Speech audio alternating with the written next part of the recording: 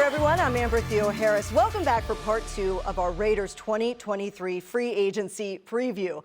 Defensively, the Raiders entered 2023 with their 2 big pass rushers under contract, Max Crosby and Chandler Jones. So we're good in that area. But from there, a lot of question marks. This defense was ranked 28th in the league last year, but they have a lot of cap space to change all of that. With over $39 million, the Raiders are 5th in the NFL in money to spend this offseason. Plus, they have the 7th pick in the draft that is deep in positions like corner and defensive linemen. Some decisions will have to be made, starting with which free agents to resign from their own 2022 roster. And to talk about it, let's bring in Kirk Morrison. He's now with SiriusXM, also with ESPN, and he's a former Raider, so that's why we have him on to talk about all of this. Welcome in, Kirk, and I know you're excited to talk about free agency. Let's bring up some of the notable free agents that the Raiders have from 2022. Take a look at them, starting with Duron Harmon. Duron Harmon was a leader on defense. Coming in at 32 years old, he really gave a lot of the young defensive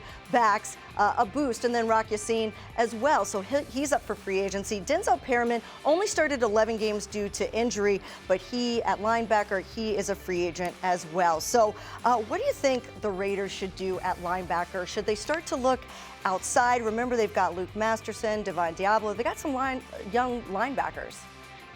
Yeah, first of all, great to be with you as always, Amber. I think one of the biggest things when you look at the Raiders defense is, number one, is you need difference makers, guys who are going out and look, you can depend on week in and week out to go out there and make plays. It'd be a huge difference. One thing that you mentioned already is a couple injuries, guys that have not played a full season. And that's always hard to look at when you're talking about trying to get a unit together, a cohesive unit. And Denzel Perryman has been great, but remember, this is a guy who they inherited, not really a guy who they selected in terms of the new regime and Dave Ziegler and also Josh McDaniels. So the one thing is, how much would a guy like Denzel Perryman cost for you if you bring him back in free agency? Or if you want to build and bring in someone who you think can grow within this defense and be a leader for many years to come? That's why it's always the hard part. Is it about building today or building toward the future? And if there's available guys, to me, I look at a guy over in Buffalo, Tremaine Edmonds, the linebacker. To me, he could be a guy. Only 5 years into the National Football League, he can come in and be a guy that you can build with for many years to come. How do you build a defense, too, is how this team is really going to be made. Is it from front to back, or would you go from the back and slide all the way up to the front, knowing that you just mentioned that the Raiders already have their 2 elite pass rushers up front, Max Crosby, Chandler Jones? I think you start from the back end, get the corners, safeties, and then look at the linebacking position. So this defense, really this offseason, I think it's really about getting that defensive pass rush in the middle. We haven't even talked about that. The Raiders, you mentioned outside pass rush. What about the interior rush? That's where there's going to be a couple guys that the Raiders can go out and grab in free agency as well. Look, help at every level. When you're when you're the 28th ranked defense, trust me, you can take help at every level. And I know they're out there looking for it. I want to go back. I know you said you like Tremaine Edmonds, but let's take a look at some of the free agent linebackers that will be eligible for the Raiders to go after, not just Tremaine Edmonds. You've got guys like Levante David, David Long Jr., Eric Kendricks.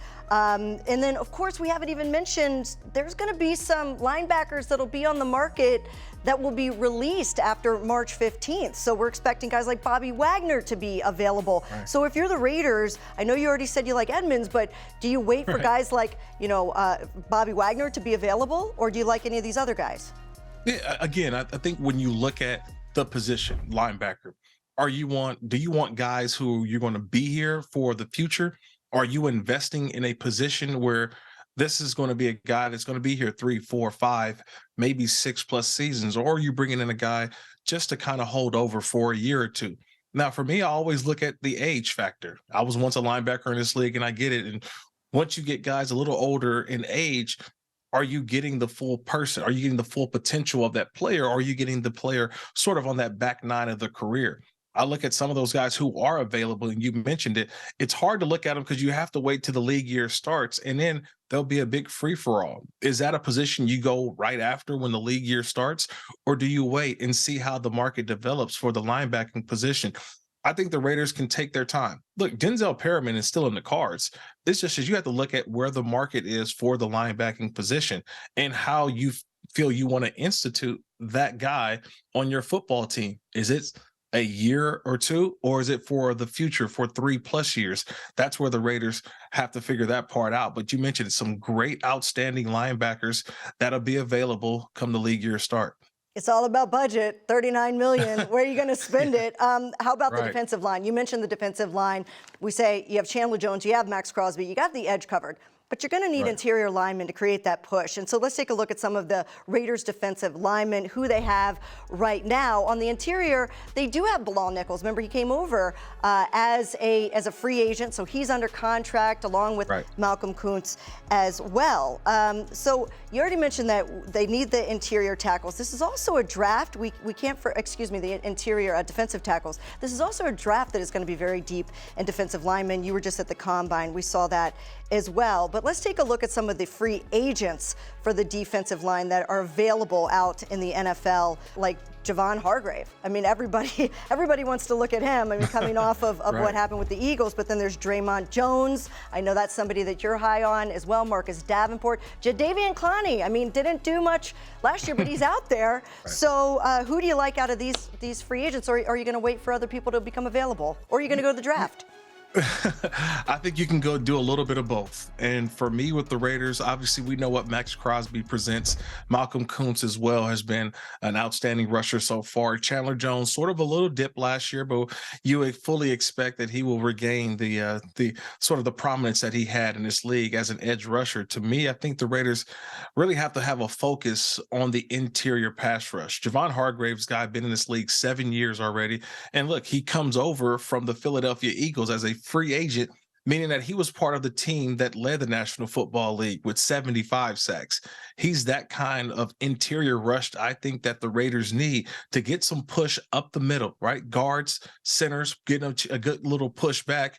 And then also, too, I mentioned Draymond Jones, the defensive tackle from the Denver Broncos. The Raiders have seen him a lot in his 4-year career within that same division, the AFC West. So I think the big focus for the Raiders up front has to be on the interior because of what you already have on the outside. I got another name for you, and I don't know if he fits in with the Raiders, Amber, but I think when the league year does start and he, all intents and purposes, will be released, I think, from the Kansas City Chiefs.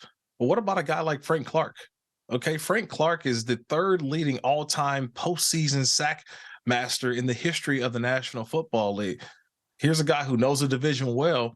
I don't know if he fits in with the Raiders, but Why we'll not? see. Why do you say not fit in with the Raiders? He's nasty. I love his attitude. He's a dog. Right. He's going to get after guys. Like, I think that, to me, that's silver and black. You were a Raider. You wore that uniform. I think that would be wonderful. I would love it. Look, trust me, he fits in with the silver and black. Definitely, I feel that. The only problem is that I think that he's going to want a lot of money, right? Here's a guy who's coming off of winning. Look, he's a 2-time Super Bowl champion, been in how many consecutive AFC championship games with the Kansas City Chiefs. He was sort of the guy who picked up his play when the postseason started.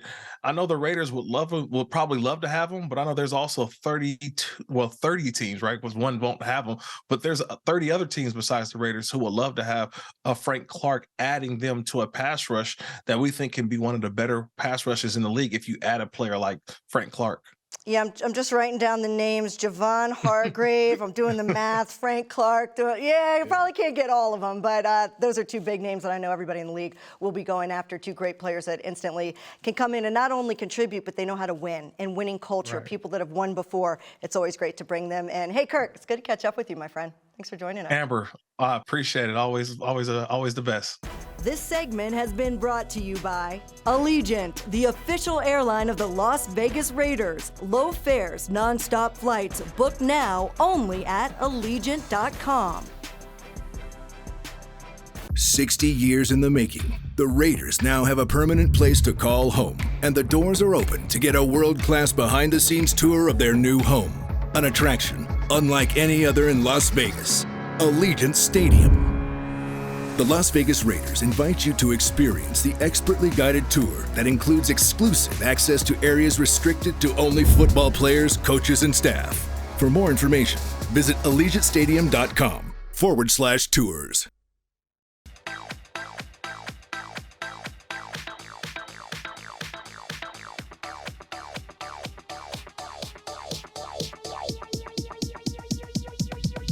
I need to try it first.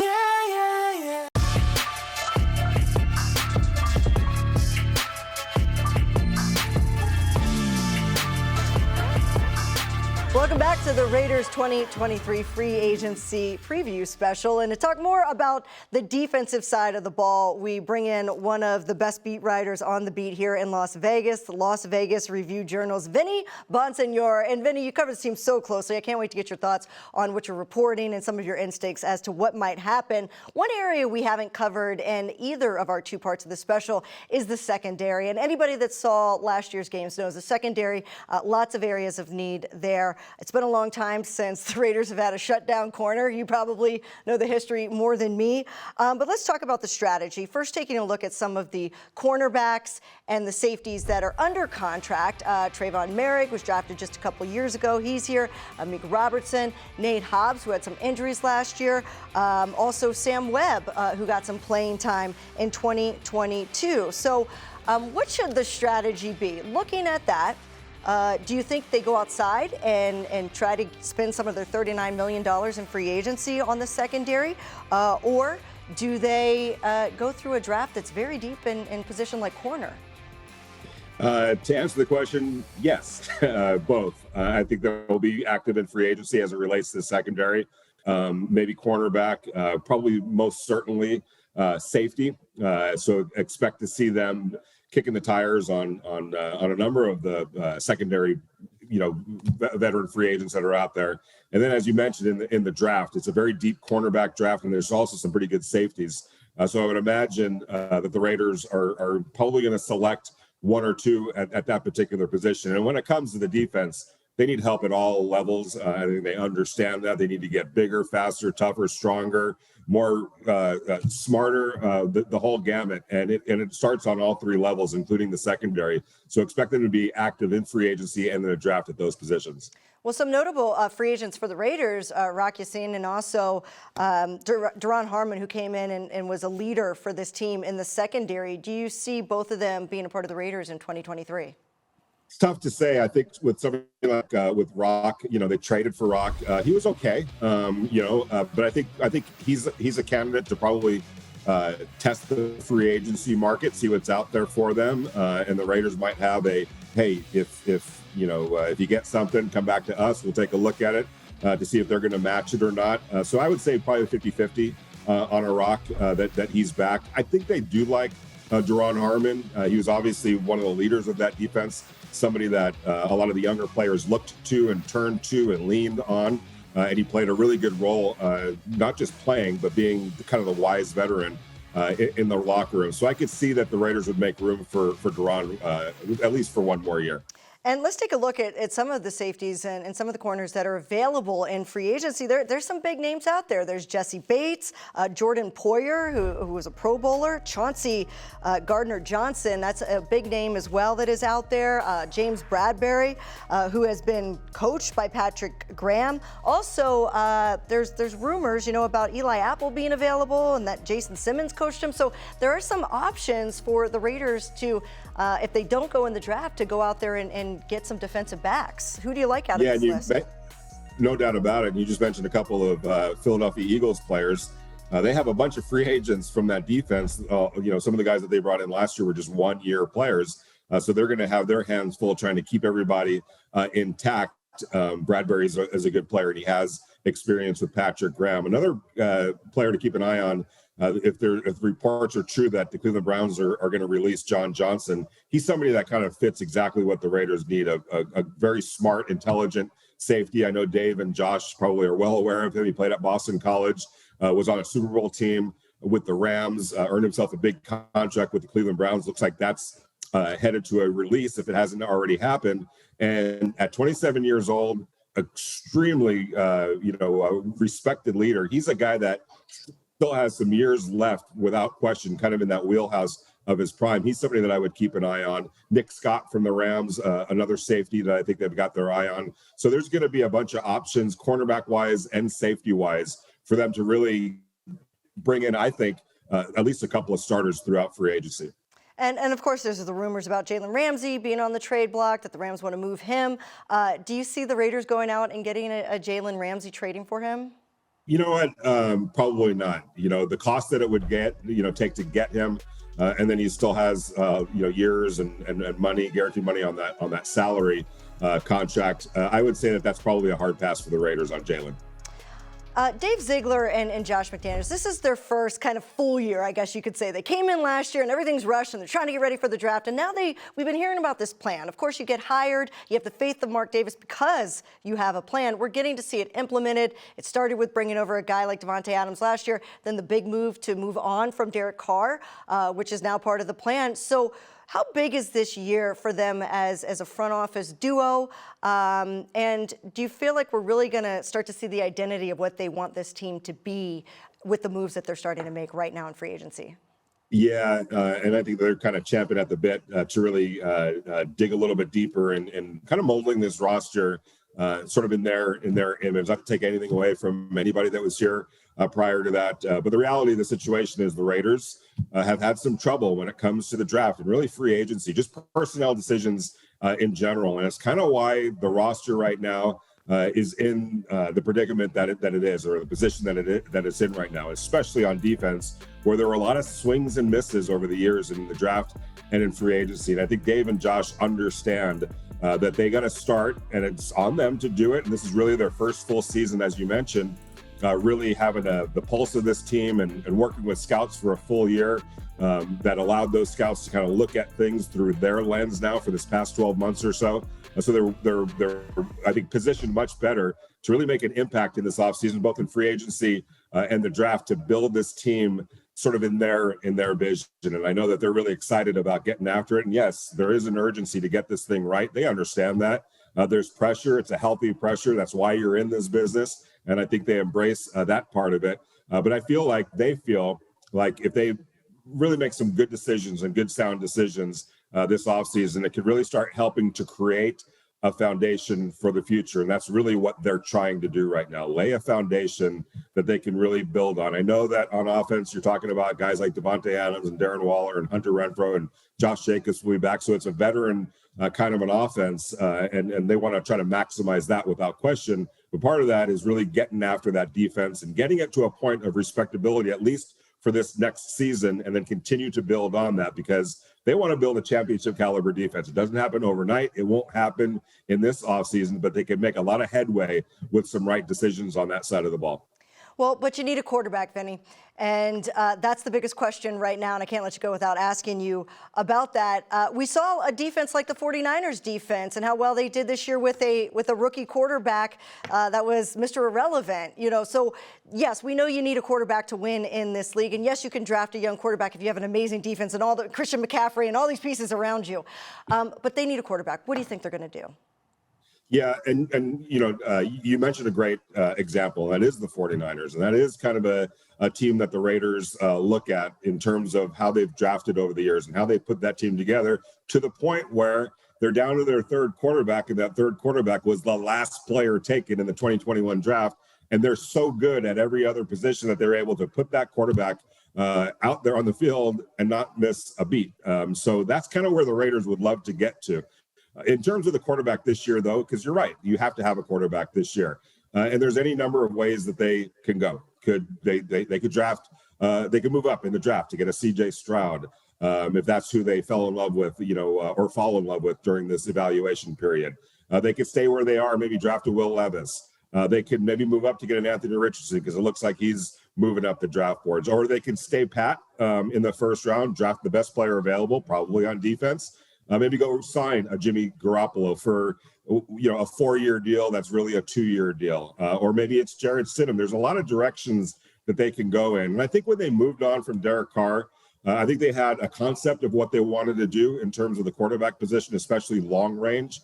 But I also felt like they understood that, there might be a worst case scenario. And that worst case scenario might be bringing back Jared Stidham and having him start while you groom a younger quarterback. I think they're okay with all of those possibilities. What they want to do more than anything else is build a championship caliber roster, even if it means holding off a little bit on finding that future quarterback. Not to say, obviously, they're going to play somebody at quarterback this year, but finding the future face of this franchise, it might not happen this offseason. It might be something that they do next offseason. But they understand the importance of that, and I don't think they're quite there yet on who they like in this draft or who they fall in love with this draft. That's probably something that they're going to decide upon over this next month or so. But if they do fall in love with somebody, I think they'll be extremely aggressive in acquiring that player, whoever it is in this draft. And I just want to clarify, you're reporting they're out on Aaron Rodgers, correct? Yeah. Okay. Yeah, and that's not an option. No, in theory, obviously, Aaron Rodgers, that speaks for itself. But I think the combination of what it would take to trade for him and then what it would take to now honor that contract, even if he did restructure that contract, it's still going to be a lot of money to Aaron Rodgers. And the fact that what's the likelihood that he guarantees them anything beyond just this year? It feels like with Aaron Rodgers, it's been a year-to-year deal. So, with everything that you would have to do to get him and then pay him, and then it might only be for a year, maybe 2 years. Not quite sure that the Raiders are really interested in that. They want to find somebody that can be here for, if it's a veteran like Jimmy G, for a couple of years, but along the way also bring in that young quarterback that they're grooming for the future. I don't know if that necessarily lines up with an Aaron Rodgers. It has to make sense. All right, Vinny, Bonsignore, thanks so much for your time and joining us, and we're looking forward to seeing you back here hanging out with us for the April draft special. Can't wait for that coming up. Right around the corner. That'll do it for our free agency preview. Be sure to stay up to date on everything free agency at Raiders.com. We'll see you back here in April for our draft coverage. I'm Amber Theoharis, and I'll see you next time.